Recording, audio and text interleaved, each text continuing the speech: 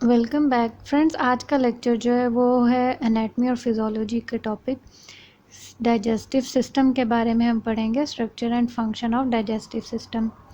जैसे कि digestive system जो है वो कई ऑर्गन से मिल के बनता है, और अगर हम फंक्शन के सीक्वेंस के हिसाब से देखें तो वो ऑर्गन्स कौन कौन से स्टार्ट होगा माउथ से, oesophagus, stomach, small intestine, large intestine, rectum and anus. और इनके अलावा इन तमाम दुरानिये के अंदर जो दूसरे ऑर्गन जो हेल्प करेंगे डाइजेस्टिव सिस्टम की, वो कौन से होंगे? Gall bladder, pancreas, liver. और ये तमाम ऑर्गन्स मिलके बनाएंगे डाइजेस्टिव सिस्टम को। अब मैं आपके साथ ये डायग्राम शेयर कर रही हूँ। देखें, सबसे पहले माउथ है ऊपर, फिर oesophagus, stomach, gall bladder, small intestine जिसे हम स्मॉल बाउल बोलेंगे, लार्ज इंटेस्टाइन जिसमें मेन कॉलन ऑर्गन है, रेक्टम और एनस। ये तमाम ऑर्गन्स जो हैं ये मिलकर डाइजेस्टिव सिस्टम बनाते हैं। अब हम क्या करेंगे, अब हम वन बाय वन हर एक को डिस्कस करके देखते हैं। सबसे पहले जो है वो माउथ है। माउथ क्या है? Is the beginning of digestive tract. और असल में अभी हम जब मतलब नवाला या जो भी खाना है उसको मुंह में डालने से पहले ही हम लोगों का डाइजेशन प्रोसेस स्टार्ट हो जाता है। वो कैसे होता है कि सैलिवरी ग्लैंड्स जो हैं वो एक्टिव हो जाते हैं, क्योंकि वो एक तरह से स्मेल कर लेते हैं कि हम कौन सी चीज़ जो है वो खा रहे हैं जैसे ही मुंह में डालेंगे। और जैसे ही हम स्टार्ट करते हैं ईटिंग तो, और हम जब उसको चबाते हैं तो सलाइवा के साथ मिक्स करके फूड को जितना हम ज़्यादा चबाते हैं उतना ही ज़्यादा वो इजी हो जाता है बॉडी के लिए कि वो उतनी आसानी से डाइजेस्ट हो सके। और उसके बाद जैसे ही हम उसको स्वॉलो करेंगे तो ज़ुबान की मदद से वो खाना जो है वो गले में जाएगा, और गले से वो किधर पहुंच जाएगा? एसोफेगस में। अब देखें, लिखा हुआ भी है कि the mouth is the beginning of the digestive tract. In fact digestion start before you even take a bite. Your salivary glands get active as you see and smell that pasta dish or warm bread, or you can say that chicken kadai. After you start eating, you chew your food into pieces that are more easily digested. Your saliva mixes with the food to begin to break it down into a form your body can absorb and use. And when you swallow, your tongue passes the food into your when you swallow, your tongue passes the food into your throat and then into your esophagus. अब esophagus किधर मौजूद होता है? ये मौजूद होता है located in your throat near trachea windpipe. और एसोफेगस रिसीव करता है फूड को from mouth when you will swallow. और उसके बाद the epiglottis is a small flap that folds over your windpipe as you swallow to prevent you from choking. यानी कि ये एक तरह से एक प्रिवेंट करता है ताकि फूड जो है वो एसोफेगस के थ्रू स्टमक तक जाए और माउथ से एसोफेगस में आए, बजाय कि कोई भी जो है वो सांस की नाली में ना चला जाए, जिसकी वजह से चोकिंग का प्रोसेस जो है वो शुरू हो जाता है, चोकिंग से बचाया जा सके। और सीरीज़ ऑफ मस्कुलर कॉन्ट्रैक्शंस होती हैं विद इन एसोफेगस, जिसे हम बोलते हैं पेरिस्टाल्सिस, जो कि क्या करता है? डिलीवर करता है फूड को इनटू योर स्टमक। अगर ये सीरीज ऑफ मस्कुलर कॉन्ट्रैक्शंस नहीं होंगी तो फूड जो है वो स्टमक तक डिलीवर नहीं होगा। तो अब इधर लिखा हुआ भी है, esophagus located in your throat near your trachea windpipe. The esophagus receives food from your mouth when you swallow. The epiglottis is a small flap that folds over your windpipe as you swallow to prevent you from choking. Choking means when food goes into your windpipe. A series of muscular contractions within the esophagus called peristalsis delivers food to your stomach. जब food stomach में जाता है तो सबसे पहले क्या होता है कि जो फर्स्ट रिंग लाइक मसल जो कि बॉटम ऑफ एसोफेगस में मौजूद होता है वो रिलैक्स करता है ताकि फूड जो है वो स्टमक में पहुंच जाए, और उसके बाद जो है वो कॉन्ट्रैक्ट करता है ताकि फूड का जो है वो बैक फ्लो ना हो एसोफेगस के अंदर, क्योंकि अगर मसल कॉन्ट्रैक्ट नहीं करेगा तो बैक फ्लो होगा इनटू एसोफेगस, जिसकी वजह से कई दफ़ा एसिड रिफ्लैक्स या फिर हार्ट बर्न के जो है एक्सपीरियंस या सिम्टम्स पाए जाते हैं। सो लिखा हुआ भी है कि but first a ring like muscle at the bottom of your esophagus called the lower esophagus sphincter has to relax to let the food in. उस रिंग को हम क्या बोलते हैं? Lower oesophageal sphincter. अब the sphincter then contracts and prevents the content of the stomach from flowing back into the esophagus. When it does not and these contents flow back into the esophagus, you may experience acid reflux, और heartburn। अब oesophagus से food किधर पहुंच गया? वो पहुंच गया stomach में। स्टमक में क्या होगा कि stomach is a hollow organ या कंटेनर हम बोल सकते हैं एक तरह से, जहाँ पे हम लोगों का फूड जो है वो असल जो हम कहते हैं ना डाइजेस्टिव प्रोसेस वो शुरू हो जाता है। इधर क्या होता है? फूड जो है वो मिक्स होता है स्टमक एंजाइम्स के साथ। ये एंजाइम कंटिन्यू करती हैं प्रोसेस ऑफ ब्रेकडाउन ताकि फूड को और यूजेबल फॉर्म किया जाए, यानी उसके न्यूट्रिएंट्स को और ज़्यादा अच्छे तरीके से आगे हासिल किया जाए।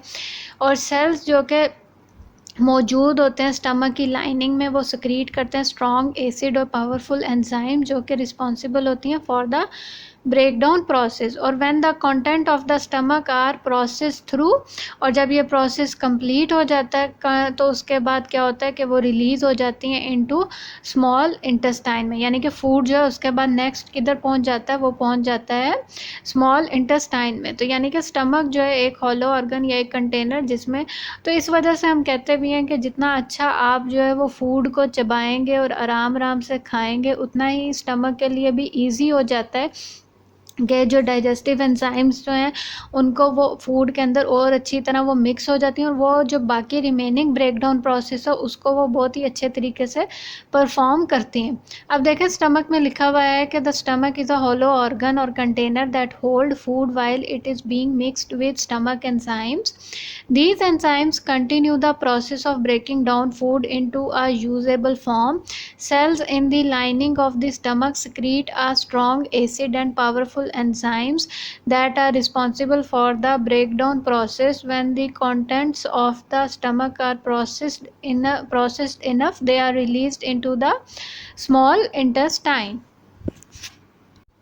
अब स्टमक के बाद फूड का जो ब्रेकडाउन हुआ उसके बाद स्टमक से फूड किधर पहुंच गया? वो पहुंच गया स्मॉल इंटेस्टाइन में। स्मॉल इंटेस्टाइन जो है उसके 3 हिस्से होते हैं, ड्यूडेनम, जेजुनम एंड इलियम। और स्मॉल इंटेस्टाइन का जो साइज़ है वो होता है 22 फुट लॉन्ग मस्कुलर ट्यूब है और ये क्या करती है? ये ब्रेक डाउन करती है फूड का। लेकिन इधर जो एंजाइम्स यूज़ होंगी वो एंजाइम्स कहाँ से उसको मिल रही हैं? वो मिल रही हैं पेनक्रियास से और बाइल उसको मिल रहा है लिवर से।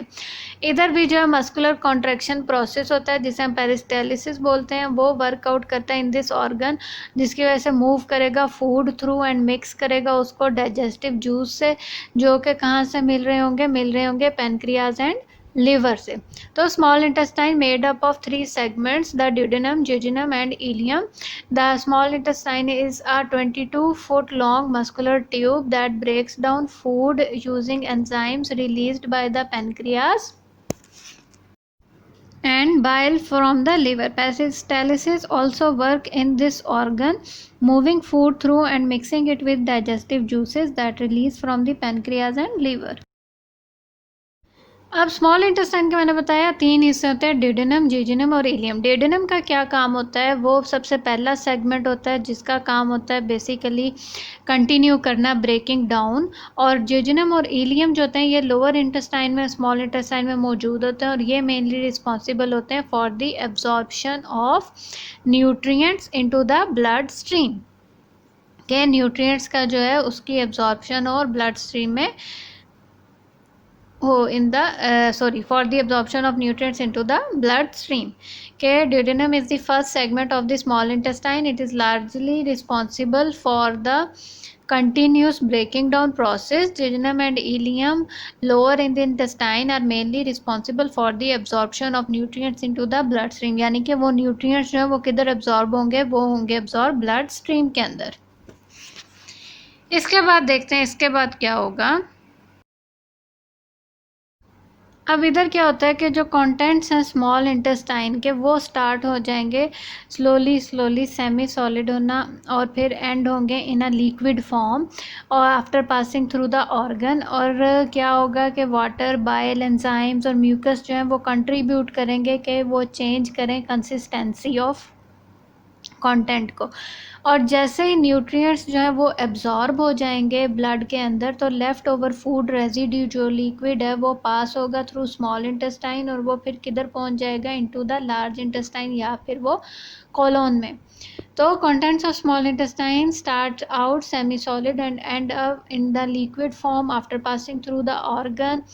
Water, bile, enzymes, and mucus contribute to the change in consistency. Once the nutrients have been absorbed and the leftover food residue liquid has passed through the small intestine, it then moves on the large intestine or colon.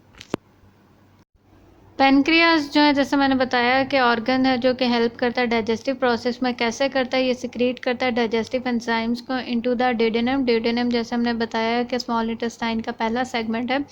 तो इधर वो क्या करता है, इधर वो करता है ब्रेक डाउन करता है प्रोटीन, फैट्स और कार्बोहाइड्रेट्स का। इसके अलावा ये इंसुलिन बनाने में मदद करता है जो कि डायरेक्टली किधर पहुंच जाती है, ब्लड स्ट्रीम में। और इंसुलिन जो है वो चीफ हार्मोन है बॉडी की, जो कि शुगर की मेटाबोलाइजेशन में हेल्प आउट करती है। So the pancreas secrete digestive enzymes into the duodenum that break down proteins, fat and carbohydrate. The pancreas also make insulin, passing it directly into the bloodstream. Insulin is the chief hormone in body for metabolizing sugar. अच्छा, liver जो है वो दूसरा organ जो हमने बताया digestive system में help out करता है। इसके बहुत ज़्यादा फंक्शंस हैं, लेकिन इसका मेन प्रोसेस जो होता है वो ये होता है कि जो न्यूट्रिएंट एब्जॉर्ब हुए हैं आगे स्मॉल इंटेस्टाइन से, उनको आगे फर्दर प्रोसेस किया जाए या यूटिलाइज किया जाए। बाइल जो कि लिवर से सिक्रीट होती है इनटू स्मॉल इंटेस्टाइन, वो बहुत ज़्यादा इंपॉर्टेंट रोल प्ले करती है फैट्स की डाइजेशन में और वाइटामिन्स की डाइजेशन में। लिवर जो है वो एक तरह से हम कह सकते हैं कि बॉडी की वो केमिकल फैक्ट्री है जो कि रॉ मटेरियल्स को लेती है जो कि एब्जॉर्ब होते हैं by nutrient intestine and makes all the various chemical the body need to function. और उसके बाद वो क्या कहते हैं कि वो उसमें से जो कहते हैं कि न्यूट्रिएंट्स एब्जॉर्ब हुए या जो चीज़ें बॉडी को चाहिए फर्दर प्रोसेस के लिए, वो फर्दर प्रोसेस जो है वो उसके लिए जो केमिकल्स चाहिए वो जो है वो प्रोवाइड करता है लिवर।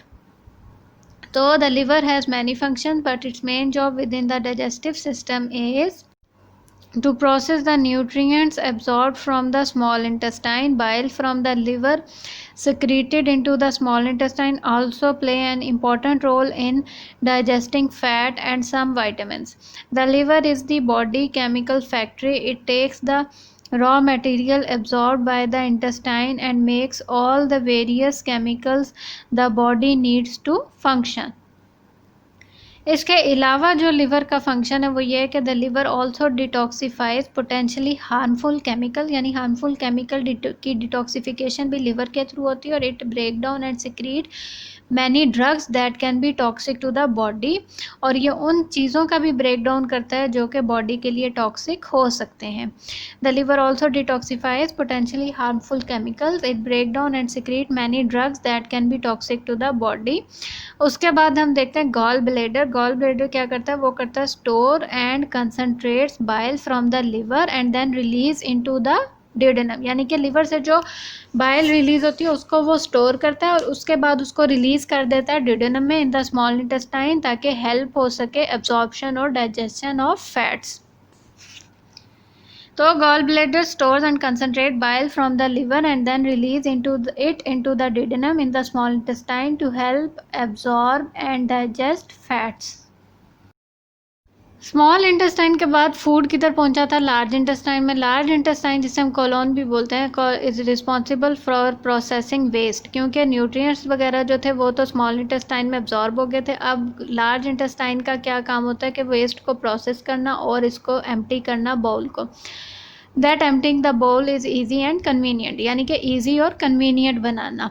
अब कोलोन जो थी 6 फुट लॉन्ग मस्कुलर ट्यूब है जो कि कनेक्ट करती है small intestine to the rectum. और कोलोन जो है the large intestine is made up of caecum पहला ऑर्गन, फिर the ascending colon, the transverse colon and the descending colon and that sigmoid colon, और उसके बाद ये कनेक्ट हो जाते हैं टू द रेक्टम। तो colon यानी कि the large intestine or colon is responsible for processing waste so that emptying the bowel is easy and convenient. It is a 6 foot long muscular tube that connects the small intestine to the rectum. The large intestine is made up of the cecum, the ascending colon, the transverse colon, the descending colon, and the sigmoid colon, which connects to the rectum. उसके बाद stool जो है वो जिसे हम waste product बोलते हैं वो क्या होगा कि लेफ़्ट ओवर होगा जो हमें मिला है कि फ्रॉम डाइजेस्टिव प्रोसेस है, अब वो पास होगा through the colon by means of peristalsis movement, first liquid state में और फिर अल्टीमेटली वो कन्वर्ट हो जाएगा सॉलिड फॉर्म में। और as stool pass through the colon water जब वो रिमूव हो जाएगा, स्टूल जो है वो स्टोर होगा in the sigmoid S-shaped colon until a mass movement empties into the rectum once or twice a day. तो stool or waste left over from the digestive process is passed through the colon by means of peristalsis, first in a liquid state and ultimately in a solid form. As stool pass through the colon, water is removed. Stool is stored in sigmoid S-shaped colon until a mass movement empties into the rectum once or twice a day.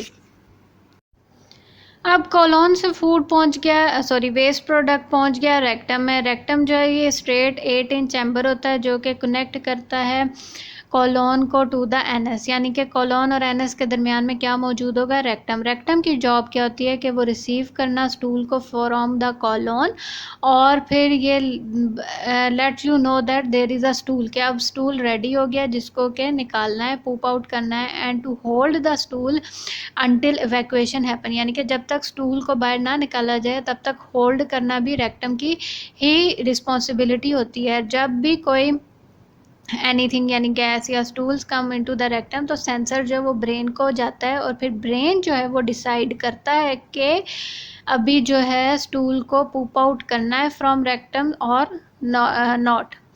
तो अब वो किसके through होगा, वो होगा through anus. The rectum is यानी कि excrete out किधर से होगा, वो होगा थ्रू एनस। अब if they can the sphincter relax and the rectum contracts and disposing it content, if the content cannot be disposed sphincter contracts and the rectum accommodates so the sensation temporarily goes away, यानी कि इसमें भी जो है वो sphincter जो है वो कॉन्ट्रैक्ट और रिलैक्स होंगे तभी जो है वो डिस्पोजिंग ऑफ स्टूल जो है वो होगी। अब एनस जो है वो last part of digestive track है जो कि 2 इंच लॉन्ग कैनाल है, consist of the pelvic floor muscles, और इसके अंदर 2 एनल स्फिंक्टर्स होते हैं, इंटरनल और एक्सटर्नल, जो कि the lining of upper anus जो है वो क्या करेगा, उसका काम होता है ये डिटेक्ट करना कि कंटेंट की जो है वो कंसिस्टेंसी कैसी है, यानी कि लिक्विड है या फिर सॉलिड है। The anus is the last part of the digestive track. It is a 2 inch long canal consisting of the pelvic floor muscle and the 2 anal sphincters, internal and external. The lining of upper anus is able to detect rectal content. It lets you know that whether the content are liquid or gas or solid. So ये क्या करेंगे, ये करेंगे check consistency of waste product. अब जो anus है वो क्या है कि वो सराउंडेड बाय स्फिंक्टर मसल्स जो कि बहुत ही इंपॉर्टेंट है in allowing control of stool, ताकि इनवॉलंटरी जो है वो पुपिंग ना हो सके। अब the pelvic floor muscle create an angle between the rectum and anus जो कि क्या करते हैं, that stop the stool from coming out when it is not suppose to, यानी कि जब ज़रूरत ना हो तो उसको वो कंट्रोल कर सकें कि अभी स्टूल को नहीं निकालना। द इंटरनल स्फिंक्टर जो है वो हमेशा टाइट रहता है एक्सेप्ट जबकि स्टूल ने रेक्टम में एंटर होना हो तब वो रिलैक्स होता है, वरना वो जो है इंटरनल स्फिंक्टर टाइट रहता है ताकि ये कीप अस कॉन्टिनेंट के वो प्रिवेंट कर सके पुपिंग इनवॉलंटरीली, स्पेशली जब हम सो रहे हों या फिर जो है वो otherwise unaware of presence of stool. तो anus is surrounded by a sphincter muscle that are important in allowing control of stool. The pelvic floor muscle create an angle between the rectum and the anus. that stops stool from coming out when it is not supposed to. The internal sphincter is always tight except when the stool enters the rectum. This keeps us continent, means prevent us from pooping involuntarily when we are asleep or otherwise unaware of the presence of stool. तो ये lecture आज ही इधर complete हुआ। Digestive system का हमने पढ़ा, कौन कौन से ऑर्गन्स इन्वॉल्व हैं डाइजेस्टिव सिस्टम। आई होप कि आपको ये लेक्चर इजी लगा होगा और ज़्यादा बोरिंग नहीं लगा होगा। फिर मिलेंगे एक नए लेक्चर के साथ, तब तक अपना बहुत ख्याल रखिए। Thank you so much.